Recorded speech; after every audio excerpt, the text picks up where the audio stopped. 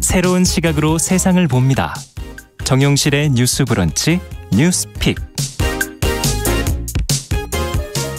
네, 정용실의 뉴스 브런치 유튜브와 함께 KBS 1라디오 콩으로 들어오시면 보이는 라디오로도 함께 하실 수 있습니다. 캠코더 모양의 버튼 누르시면 참여하실 수 있고요. 오늘 벌써 들어오신 분이 김현옥님, 윤서영님 들어와 주셨고요. 반갑습니다. 그리고 미무수아님 들어와 주셨고 유튜브로는 430분 정도 들어오셨네요. 감사합니다. 자, 첫 코너 뉴스픽으로 시작을 해보죠. 월요일 수요일은 이 두 분이 책임지고 계십니다. 전혜연 우석대 개공 교수님 안녕하세요. 안녕하세요. 수요일은 역시 뉴스 브런치 이렇게 한번 좀 민망하지만 외쳐보겠습니다. 네, 전지현 변호사님 안녕하세요. 네, 안녕하세요. 뭐라고 한마디는 하셔야 될 것 같은데. 네, 저도 브런치 같이 먹어요. 자, 오늘 앞서 말씀드린 내용부터 한번 시작을 해볼까 해요. 도쿄올림픽 지금 화제가 되고 있지 않습니까? 우리 선수들 잘 뛰고 있고 또 그중에서 또 화제가 되는 그런 선수들도 있었고 활약하는 선수들한테 국민들이 지금 응원을 보내면서 코로나19를 잠시 좀 잊고 있는데 그런데 메달리스트들에게 지금 주택 특별공급 혜택을 주는 제도가 있다고 해서 갑론을박이 이에 관해서 벌어지고 있습니다. 어떤 취지인지 어떤 말들이 도대체 오가는지 전지현 변호사께서 정리해 주시면 같이 생각해 보죠. 예, 이게 기사를 보고 메달리스트들에게 집을 준다. 이게 뭐지? 하는 분들 계실 것 같거든요. 지금 한창 올림픽 시즌이어가지고 누가 메달을 따는지에 대한 국민적인 관심이 집중되어 있는 그렇죠. 상황이잖아요. 그래서 이게 집을 준다는 게 뭔지 이 내용을 한번 제가 짚어드릴 건데 네. 그 주택법 하위 규정의 국토교통부령으로 주택공급 규칙이라는 게 있어요. 예. 근데 거기 보면은 어떤 조항이 있냐면은 국민주택이라고 왜 이렇게 지자체라든지 아니면 LH가 주축이 돼가지고는 서민들을 위주로 네. 집을 구하기 어려운 서민들한테 집을 공급하는 게 있거든요. 예. 그러니까 여기 중에서 국민주택 중에서 전용면적 85제곱미터 이하인 주택을 1세대 1주택에 한해가지고는 어떤 대상자를 선정해가지고는 국가나 지자체에서 이제 특별 공급을 할 수 있다. 그런 조항이 있어요. 네. 해야 된다가 아니라 할 수 있답니다. 네. 그다음에 그 수치는 전체의 10% 정도로 돼 있어요. 예, 제한되어 있군요. 네. 그러면 누구한테 이거를 공급을 할 수 있는지와 관련해서 규정을 보니까는 독립유공자 있고 그렇겠죠. 국가유공자 있고 또 5.18 유공자 있고 예. 그다음에 또 북한 이탈 주민 있고요. 예. 재해라든지 공익사업으로 인해서 지금 살고 있는 집이 철거돼야 될 그런 사람들이 있어요. 철거 주민들. 그다음에 네. 또 이제 3년 이상 살았던 다문화 가정도 있는데 네. 여기 보면은 이번에 논란이 된 규정은 그 22번째 규정인데 여기 보면은 올림픽이나 세계 선수권에서 3위 이상을 기록한 선수 이렇게 돼 있거든요. 그러니까 그러다 보니까는 지금 주택난이 심각한데 왜 저 사람들은 주냐 이런 갑론을박이 벌어진 거예요. 그래서 어떤 갑론을박인지 내용을 보니까는 네. 일단은 누구는 영끌을 해도 집 사기 어렵고 평생 직장에서 열심히 일해도 집 사기 어려운데 메달 한 번 땄다고 해서 연금 포상금에 집까지 주는 거는 너무하지 않냐 이런 입장이 있고 또 반대편에서는 뭐냐면은 태극마크를 달고 정말 초등학교 때부터 다른 사람 다 공부하는 시간에 여기 온 힘을 다 쏟은 사람들인데 그렇죠. 이렇게 국위선양을 했다면은 다른 나라들도 다 이런 제도가 있는데 우리나라에서 이 정도는 해줄 수 있는 거 아니냐 또 이런 의견이 있는 것 같아요. 네. 근데 제가 지금 여기서 한 가지 확실히 짚어드릴 거는 뭐냐면은 예. 이분들이 3위 이상 그러니까 동메달 이상이겠죠. 메달을 그렇죠. 땄다고 해서 무조건 집을 줄 수 있다 그게 아니라요. 예. 아까 말씀드린 것처럼 독립유공자, 국가유공자, 5.18 유공자 이런 분들 있잖아요. 그 속에 속해 있는. 예, 이런 분들 중에 이런 메달을 딴 사람들도 있고 이렇게 다 지원을 하면은 그 정부에서 이렇게 선정을 할 거 아니에요. 네. 그때 누구한테 집을 줄 것인지 누가 더 이렇게 살기가 어려운 건지 이런 것들을 감안을 해가지고는 줄 수 있다는 거예요. 예. 그러니까 이거는 신청을 할 수 있는 자격이지 무조건 집을 준다는 거는 아니거든요. 그러니까 신청 기회가 있는 거군요. 기회가 있는 건데 그것도 많이 지원을 하게 될 경우는 어쨌든 선별이 되겠네요. 그 경쟁률이 치열하면 받을 가능성은 또 떨어지겠죠. 낮아지는 거고. 근데 이게 무조건 집을 주는 것처럼 잘못 오해를 하고 있는 측면은 좀 있는 것 같습니다. 네. 자, 지금 어떻게 봐야 될지 사실은 또 메달권이 아닌 그런 선수지만 이번에도 경기를 열심히 뛰고 노력한 선수들은 그럼 좀 너무 아쉽지 않냐 이런 생각도 좀 들기도 하고 이런 기록이 높은 선수들에 대한 지원을 확대해야 한다 하는 목소리도 한견에서는 있고요. 지금 말씀해 주신 것처럼 갑론을박이 벌어지고 있는데 두 분 생각도 좀 들어보죠. 좀 더 보충 설명을 드리자면 예. 이게 특별공급 자격이 주어지는 거기 때문에 예. 선수 개인이 직접 무조건 신청하는 게 아니라요. 그렇죠. 선수가 속한 연맹이나 협회에서 신청자를 받아서 그 안에서도 약간 일종의 교통정리를 한다고 해요. 왜냐하면 공급된 물량보다 신청자가 너무 많아지면 안 되기 때문에 그렇죠. 이제까지 공급된 물량보다 신청자가 많은 경우는 거의 없었다. 그러니까 내부에서 아마 좀 조율을 한 다음에 다시 한다라는 거. 그리고 변호사님 설명해 주셨듯이 그렇게 한다고 또 무조건 되냐. 그것도 아니라는 거 말씀을 드리는데 제가 이렇게 보니까 왜 이런 제도가 만들어졌을까 봤는데 1983년부터 우수 선수가 여기에 포함이 됐어요. 특별공급 대상에. 그러니까 그동안은 좀 논란이 안 되는데 최근에 된 게 워낙 이 부동산 문제에 대한 관심이 높고. 그러니까 이 문제의 그 핵심이 거기에 있는 거죠. 그렇습니다. 네. 만약에 주택 공급이 특별히 되고 젊은 사람들이 어느 정도 노력해서 집을 사거나 전세난이 이렇게 심하지 않으면 이렇게까지 안 되는데 젊은이들이 보기에는 특히 젊은 선수들이 선전하는데 17, 18달에 금메달 따면 집 주는 것처럼 좀 오해가 있기 때문에 그런 배경을 좀 이해할 필요가 있는 것 같고요. 제가 봤는데 해외 같은 경우 보니까 해외도 많이 주는 것도 있고 적게 주는 것도 있습니다. 예. 싱가포르는 금메달 리스트에게 100만 싱가포르 달러인데 8억 5천만 원을 준다고 우리 하고요. 돈으로. 예. 네. 은메달은 요정의 한 절반 정도 이렇게 주고요. 대만은 우리나라 돈으로 8억 2천만 원 금메달 리스트한테 주고요. 홍콩은 7억 4천만 원. 예. 어마어마합니다. 유럽 같은 경우에도 이탈리아가 금메달 포상금이 2억 4천만 원이고 헝가리는 1억 9천만 원입니다. 네. 그런데요. 아예 안 주는 나라도 있어요. 포상금이 없는 나라. 영국, 뉴질랜드, 스웨덴. 아예 포상금이 없고. 네. 우리나라 같은 경우에는 포상금 규모가 개인전 금메달은 6,300만 원, 은메달 3,500만 원이고 단체전은 개인전 금액의 75%를 약간 나눠주는 개념이고 또 연맹 단체별로 추가 포상금이 있는 경우도 있어요. 근데 이 주택 공급에 대해서 얘기를 하다 보니 이게 굉장히 복잡해지는데 예를 들면 병역 문제라든가 연금 이런 걸 이미 주고 있는데 주택까지 혜택을 일부분 주는 거는 너무하다 이런 논란이 일어나는 거 보는데 제가 이번에 살펴봤더니 굉장히 중요한 법이 두 가지가 통과가 됐습니다. 그래서 스포츠 기본법 하나가 있고요.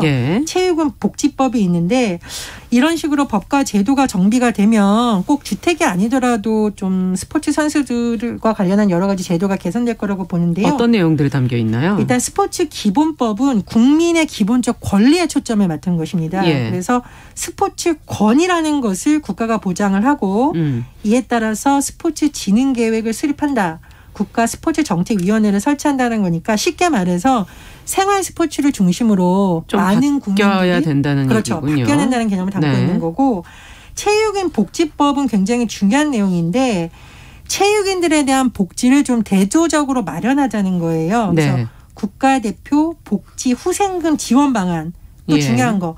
학생 선수 장학 사업 실시 이 내용이 담겨져 있습니다. 그러니까 예전 같은 경우에는 국가 중심으로 엘리트 선수로 양산하면서 사실 개인의 모든 삶을 투입하도록 반강제적인 분위기였잖아요. 그러다 보니 부상을 당하거나 이랬을 경우에 대비하고 좋은 성적을 내면 국가가 보상해 준다라는 개념으로 아마 주택공급 특별제도가 들어가야 된다고 보는데 저는 뭐 당장 폐지할 수 있는 건 아니지만 장기적으로는 주택공급 방안보다는 이런 제도를 좀 많이 확충을 해서 메달을 못 딴 선수들도 전반적으로 복지 후생을 해주는. 그렇습니다. 그런 쪽으로 하는 것이 조금 더 바람직하지 않나 또 논란도 좀 줄지 않나 그런 생각이 듭니다.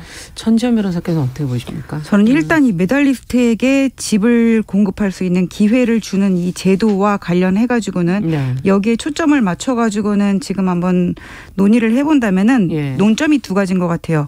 포상금, 연금, 병역 면제까지 주는데 주택까지 주는 게 맞냐, 기회를 주는 게 맞냐 하는 거랑 그럼 메달을 못 따고 4등한 사람은 여기서 제외하는 게 맞냐 또 이런 문제가 있는 것 같은데 먼저 주택까지 공급할 기회를 주는 게 맞냐 이 부분과 관련해서는 향후적으로 어떤 스포츠인들에 대한 복지 후생의 기회를 높여가야 되는 거는 앞으로 가진 숙제고 아직까지는 그런 것들이 정비가 안 돼 있잖아요.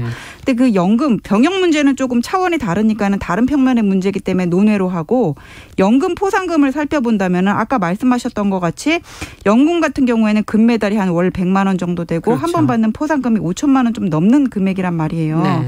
근데 초중고 시절 다른 사람들이 공부를 하고 뭔가 직업의 기회를 가질 때 여기에 인생을 걸고 쏟아부은 사람들이 있는데 우리가 알고 있는 뭐 인기 종목 야구, 축구, 농구 선수들 뭐가 이렇게 재능이 탤런트가 있으셔가지고 프로세계가 또 있죠. 프로세계가 있고 그런 분들 예능에 나올 수 있는 분들은 물론 돈을 많이 벌 수 있으니까 여기 아마 지원도 안 할 거란 말이에요. 그런데 메달박스 우리나라 올림픽 때만 관심을 받는 그런 메달박스 종목들은 프로 구단도 없고 지도자로 빠지지 그렇죠. 않으면 생계를 유지하기 어려운 경우들이 많거든요. 그런 것들을 감안할 때 과연 이것이 과도한 것인지에 대해서는 저는 좀 부정적인 입장이에요. 그래서 집 문제 다른 분들이 박탈감 느끼고 그러는 거 그럴 수 있어요. 근데 이거는 이 규정에서 그 22호에 올림픽에서 3위 입상한 사람에게 기회를 준다. 이 규정을 뺄 게 아니라 그냥 주택 문제를 해결함으로써 해결을 해야지. 예. 주택 문제가 해결되면은 메달 딴 사람들한테 이런 기회를 주는 거에 대한 사회적 합의도 분명히 이루어질 거라고 보여져요. 그다음에 두 번째는 아까 앵커께서 지적을 하신 그럼 4등한 사람 올림픽이 아니라 다른 데 가서 입상을 한 사람들은 어떻게 되냐 했는데 이번에 황선우 선수가 자유형 100m 결승에서 5위를 냈잖아요. 맞습니다. 뭐 이거라든지 월드컵에서 4강을 한 사람 이런 분들도 올림픽에서 메달을 딴 사람들 같이 그런 국위를 선양한 부분은 분명히 맞는데 그러면은 뭐 양궁 올림픽에서 그럼 4등한 사람은 되고 월드컵에서 4등한 사람은 안 되냐. 우리나라 역량이 부족한 부분이랑 뭐 처음에 잘했던 부분이랑 원래 메달 박스인 종목들이랑 어떻게 차이를 들 것인지 이런 기준 설정에 문제가 있어가지고는 이런 것들을 어떤 체육부, 문화부, 문체부에서 이것들을 나름의 기준을 마련할 수 있을지는 모르겠는데 일단 제가 볼 때는 그거는 쉽지 않은 것 같아요. 그래서 어떤 종목에 대해서 여기는 빼고 여기는 넣고 그럴 수도 없고 어떤 일괄적인 기준을 정한다는 점에서 지금 올림픽 3위 이상 이렇게 한 것 같은데 이거는 좀 어쩔 수 없는 부분이지 않을까 그런 생각이 듭니다. 네, 지금 3384번님께서 이게 재산을 무슨 늘리는 그런 주택이 아니고 이건 실거주하는 그런 주택이고 1세대 1주택. 작은 임대주택이다라는 것을 좀 더 설명을 해 주셨어요. 약간. 네. 자, 또 더 의견이 있으신지 조금 더 들어보죠. 저는 주택 문제를 해결하긴 해야 되겠네요. 제가 뉴스를 좀 찾아보니까요. 우리나라 양궁, 펜싱이 이번 때 금메달 따거나 하게 된 굉장히 좋은 배경 중에 하나가 기업들이 굉장히 후원을 열심히 해줬다. 그래서 양궁 같은 경우에는 모 기업에서 30년간 후원을 해줬고요. 기술 지원을 많이 해줬다고 그래요. 이 기술 활 여러 가지 이런 거 하는 거는 개인이 할 수 있는 비용도 한정되어 있고 또 예산으로 하기에도 특정 종목만 어떻게 해줄 수가 없는 또 문제가 발생하기 때문에 그렇죠. 기업에서 거의 30년간 후원을 해줬다. 그래서 이런 부분은 기업도 굉장히 잘한다고 보고요. 펜싱 같은 경우에도 모 기업이 2000년대 초반부터 하고 있는데 올림픽을 앞두고 경기장하고 똑같은 시설을 지어서 거기서 연습을 할 수 있게 해줬다. 그래서 이게 가능한 부분들을 좀 살펴보니까 해외 같은 경우에는 국가적으로 하는 경우도 있는데 미국 같은 경우에는 클럽, 지역 연맹 이런 데 굉장히 발달해 있다고 해요. 물론 이것도 역설적으로 스포츠가 생활 스포츠가 확대되면서 돼야지 그게 가능하죠. 저변이 넓어진 거거든요. 그래서 그런 차원으로 우리나라도 좀 많이 간다면 더 좋지 않을까 싶고요. 저는 스포츠 협회나 연맹이나 문체부에서 이 운동선수들을 운동에만 집중하게 하는 것도 사실은 한번 재검토해 볼 필요가 있다고 생각을 해요. 미국 같은 경우에는 제가 보니까 학생 선수들 있잖아요.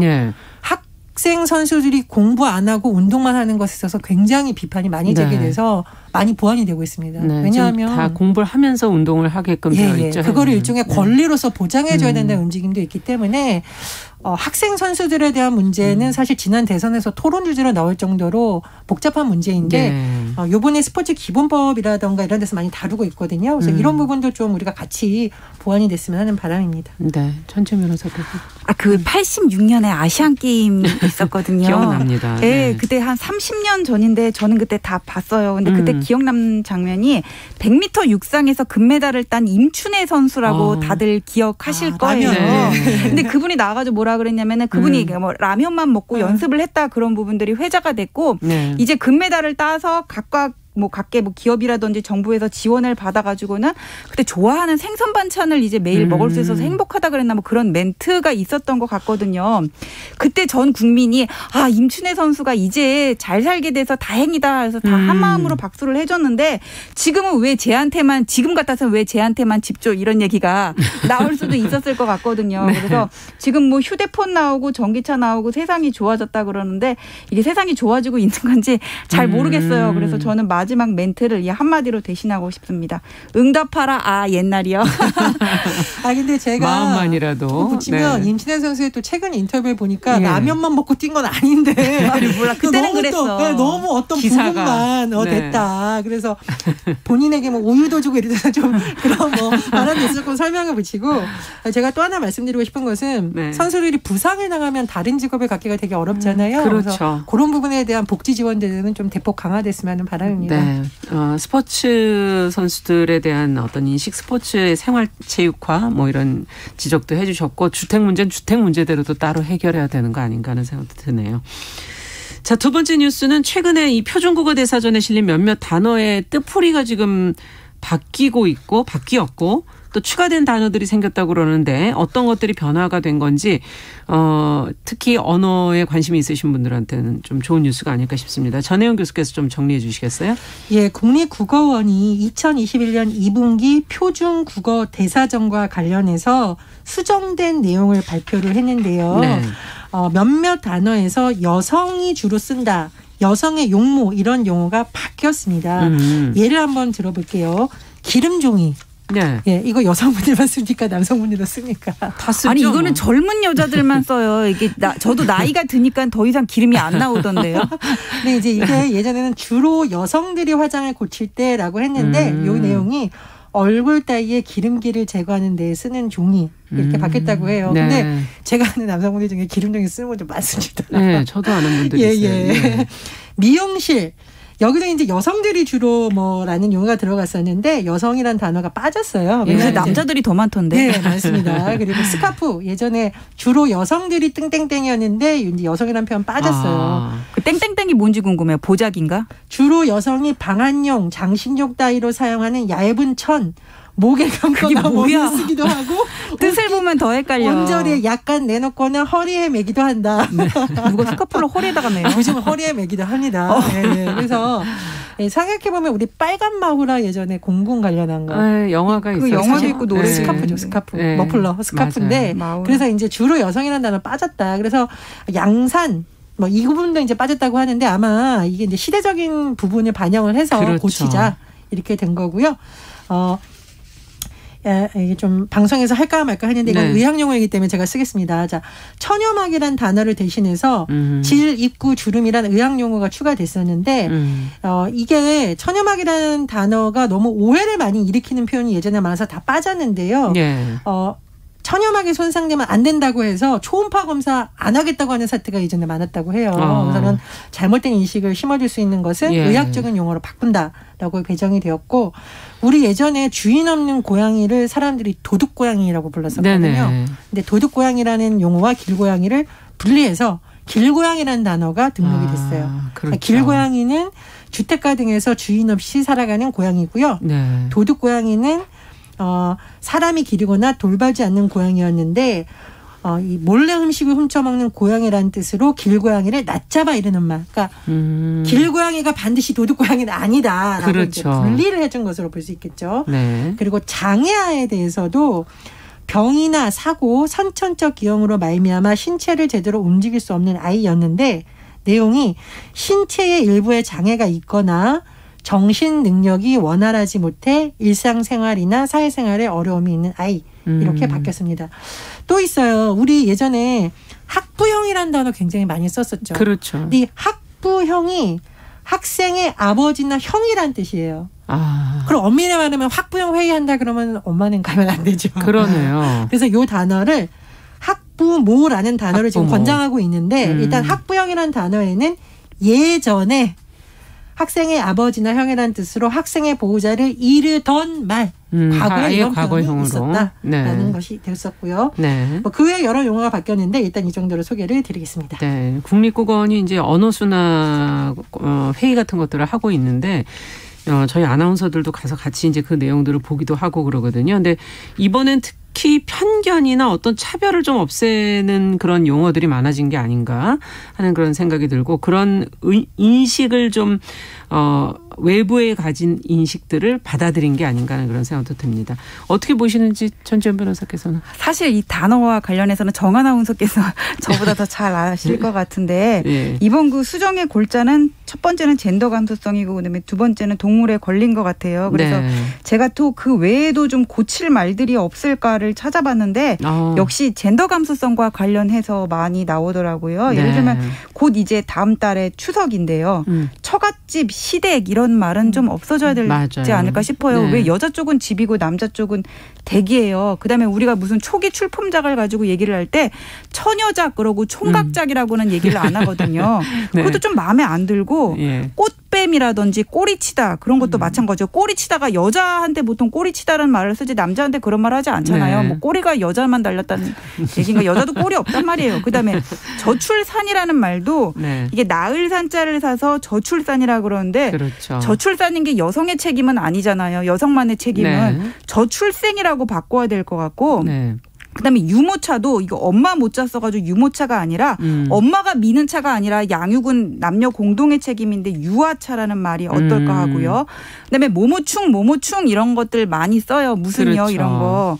맘충 급식충 이런 거 없어져야 될 말 같고 그다음에 무슨 맨 할 때는 남자한테 쓰는 MAN을 뭐 남성 여성을 다 가리키는 공통의 말로 쓰는 경우들이 많은데 그걸 피플로 외래어로 쓰면 고치면 어떨까 하고 그리고 부녀자 하는데 여기서 부는 아내 부자 쓰고 여는 그 여자 그렇죠. 여자 쓰거든요. 그러니까 똑같이 여성이라 그러면 쓰지 왜 기혼인 여성과 미혼인 여성을 구분하나 그런 생각이 들고 그다음에 뭐 이혼녀, 과부, 미망인 이런 말들을 다 없애고 똑같이 싱글로 그냥 통일을 했으면 좋겠다 그런 생각이 들고 주부도 이게 며느리 부자를 쓰는데 이것도 네. 좀 적당한 말은 아닌 것 같고요. 그다음에 리벤지 포르노라는 말이 있거든요. 예, 이 리벤지라는 거는 복수잖아요. 예. 헤어진 여성에게 복수하기 위해서 하는 그 찍는 게 그 디지털 보복하는 그런 수단을 가리켜서 디지털 리벤지 포르노 이렇게 얘기를 하는 게 아니라 이것도 남성 중심의 가해자 중심의 그런 그렇죠. 용어에서 디지털 성범죄 이렇게 바꾸는 게 맞는 것 같고요. 최근에 대선 주자들이 실수한 말 중에서 집사람이라는 거 있거든요. 아내, 배우자 그렇게 얘기하시라고요. 배우자. 뭐 네. 이게 뭐 어색하면은 와이프 하시던가. 그다음에 뭐 여기까지 듣겠습니다. 예. 제가 너무 말씀 많이. 네, 지금 성인애님께서 전지현 변호사님 표현 아주 지적해 주신 거 좋다고 얘기해 주셨고 8009번님 저출생 올바른 표현이다라고 적어주셨습니다. 두 분 말씀 여기까지 오늘 듣도록 하겠습니다. 아마 우리 방송하면서 조금 더 이런 용어들에 대해서 조금 더 고민을 해봐야 될 것 같습니다. 제가 딱 한마디만 붙이겠습니다. 예, 한마디만 붙이세요. 몰래카메라 하니까 장난 같죠. 근데 이거 사실 불법 촬영입니다. 그래서 요즘은 디지털 몰래카메라라고 안 하고요. 디지털 불법 촬영이라고 한다는 거 다시 말씀드립니다. 네. 자, 전지현 변호사, 전혜연 우석대 개공교수 두 분과 함께했습니다. 감사합니다. 감사합니다. 네, 정용실의 뉴스 브런치 듣고 계신 지금 시각 10시 29분이고요. 라디오 정보센터 뉴스 듣고 오겠습니다.